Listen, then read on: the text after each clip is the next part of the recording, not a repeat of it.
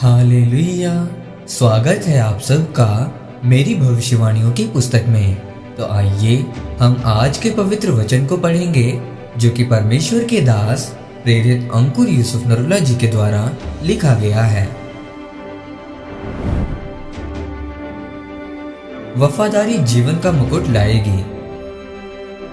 जैसा कि प्रकाशित वाक्य की पुस्तक अध्याय 2 उसकी 10 आयत में लिखा है, जो दुख तुझको झेलने होंगे उनसे मत डर, क्योंकि देखो शैतान तुम में से कुछ को जेल खाने में डालने पर है और तुम्हें 10 दिन तक कलेश उठाना होगा। प्राण देने तक विश्वासी रह तो मैं तुझे जीवन का मुकुट दूंगा। मेरे प्रियो, आज की इस दुनिया में कोई भी अपना नहीं है। पाप पर पाप बढ़ रहा है, कलेश हो रहे हैं, राज्य पर राज्य चढ़ाई कर रहे हैं। लेकिन इन सब के बावजूद भी अगर आपकी पूरी और पक्की वफादारी परमेश्वर के साथ है तो इन सब चीजों का आपके जीवन पर कोई प्रभाव नहीं पड़ेगा। मेरे प्रियो, प्रकाशित वाक्य की पुस्तक अध्याय 2 उसकी 10 आयत में लिखा है कि प्राण देने तक वफादार रहे तो मैं तुझे जीवन का मुकुट दूंगा। आप जानते हैं कि परमेश्वर का एक एक वचन सांस फूका हुआ है।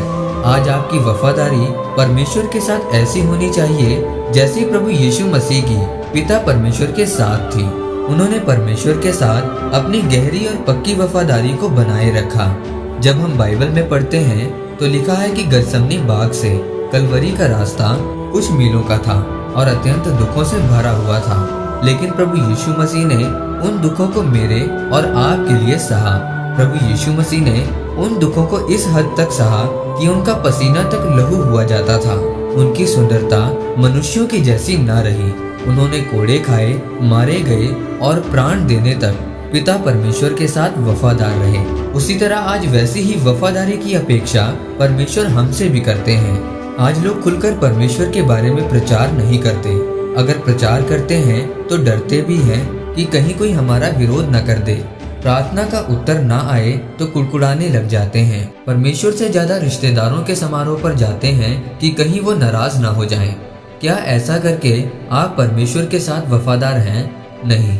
बाइबल में लिखा है कि प्राण देने तक विश्वासी रहे तब तू जीवन का मुकुट पाएगा।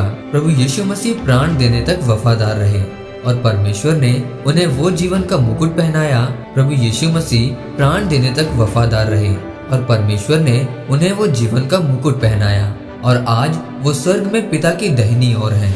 परमेश्वर आपसे भी ऐसी ही वफादारी, ऐसी ही विश्वास योग्यता की मांग करते हैं। मेरे प्रियो, अगर आप दानियल के बारे में पढ़ें तो लिखा है कि वो परमेश्वर के साथ इतना वफादार रहा कि उसने अपने प्राणों की भी परवाह नहीं की और जैसे वो रोज घुटने टेक कर प्रार्थना करता था वैसे ही प्रार्थना करता रहा, जबकि उसे पता था कि अगर मैं प्रार्थना करूंगा तो मार दिया जाऊंगा।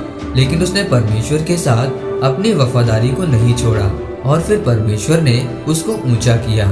इसीलिए मेरे प्रियो, लोगों की परवाह छोड़कर सिर्फ परमेश्वर का काम करें। अपनी सच्ची और पक्की वफादारी को परमेश्वर के लिए साबित करें, तब परमेश्वर आपको प्रभु यीशु मसीह और दानियल की तरह जीवन का मुकुट पहनाएंगे और ऊंचे स्तर पर लेकर जाएंगे। आमीन। आइए इस प्रार्थना को आप मेरे साथ एक मन होकर करें।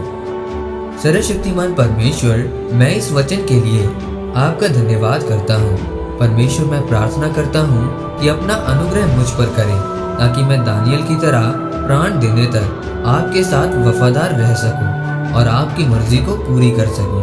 प्रभु यीशु मसीह के नाम में आमीन। परमेश्वर आप सबको आज के वचन के ऊपर मनन करने के द्वारा आशीषित करें। आमीन।